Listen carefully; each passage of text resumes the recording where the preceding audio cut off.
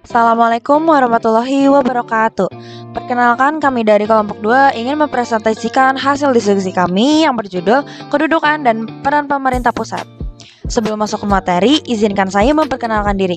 Nama saya Dini Putri Dicayani sebagai moderator dan pemateri. Beberapa materi akan dipaparkan oleh rekan-rekan saya. Selamat menyaksikan. Perkenalkan anggota kelompok 2, yang pertama ada Alif Syawal, yang kedua ada Andini Putri, yang ketiga ada Kansanifah, yang keempat ada Muhammad Al-Faruq, yang kelima Rafaela. Sebelum ke materi, mari saya jabarkan apa materi yang ingin kita presentasikan. Yang pertama ada fungsi layanan, yang kedua ada fungsi pengaturan, yang ketiga ada fungsi pemberdayaan.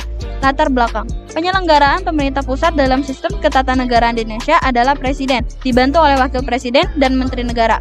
Berkaitan dengan pelaksanaan otonomi daerah, kebijakan yang diambil dalam menyelenggarakan pemerintah digunakan asas desentralisasi, tugas pembantuan dan dekonstruksi sesuai dengan peraturan perundang-undangan. 1. Fungsi layanan. Fungsi layanan atau servicing function dilakukan untuk memenuhi kebutuhan dengan cara tidak diskriminatif. Pelaksanaan fungsi ini pemerintah tidak pilih kasih, namun semua orang memiliki hak yang sama, yaitu hak untuk dilayani, dihormati, diberi kesempatan, dan sebagainya. 2. Fungsi pengaturan. Fungsi ini memberikan penekanan bahwa pengaturan tidak hanya kepada rakyat, tetapi kepada pemerintah sendiri. Artinya adalah membuat kebijakan dinamis dan sekaligus meminimalkan intervensi negara dalam kehidupan masyarakat.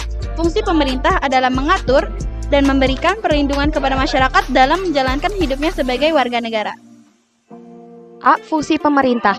1. Menyediakan infrastruktur ekonomi. Pemerintah menyediakan institusi dasar dan peraturan-peraturan yang diperlakukan bagi berlangsungnya sistem ekonomi modern, seperti perlindungan terhadap hak milik, hak cipta, hak paten, dan sebagainya. Yang kedua, menyediakan barang dan jasa kolektif. Fungsi ini dijalankan pemerintah karena masih terdapat public goods yang tersedia bagi umum, ternyata masih sulit dijangkau oleh beberapa individu. 3. Menjembatani konflik dalam masyarakat. Fungsi ini dijalankan untuk meminimalkan konflik sehingga menjamin ketertiban dalam stabilitas di masyarakat. Yang keempat, menjaga kompetisi. Peran pemerintah diperlukan agar kegiatan ekonomi dapat berlangsung dengan kompetisi yang sehat. Tanpa pengawasan pemerintah, kompetisi ini tidak terkontrol dan dapat merusak kompetisi tersebut. Menjamin akses minimal setiap individu kepada barang dan jasa. Kehadiran pemerintah dapat diharapkan memberikan bantuan kepada masyarakat miskin melalui program khusus. Menjaga stabilitas ekonomi. Fungsi ini pemerintah dapat mengeluarkan kebijakan moneter apabila terjadi sesuatu yang mengganggu stabilitas ekonomi. 3. Fungsi pemberdayaan. Pemerintah pusat memiliki kewenangan lain sebagai berikut. 1. Perencanaan nasional dan pengendalian pembangunan nasional secara makro. 2. Dana perimbangan keuangan. 3. Sistem administrasi negara dan lembaga perekonomian negara.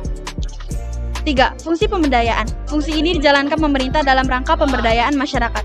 Pemerintah dalam fungsi ini hanya sebagai fasilitator dan motivator untuk membantu masyarakat menemukan jalan keluar dalam menghadapi setiap persoalan hidup. Urusan pemerintah yang menjadi urusan pemerintah pusat meliputi politik luar negeri, pertahanan, keamanan, justisi, moneter, dan fiskal nasional, agama, serta norma. Fungsi pemberdayaan. Tujuan diberikannya kewenangan terhadap pemerintah pusat meliputi tujuan umum sebagai berikut. Yang pertama, meningkatkan kesejahteraan rakyat. Yang kedua, memperhatikan pemerataan dan keadilan. Yang ketiga, menciptakan demokratisasi. 3. Fungsi pemberdayaan.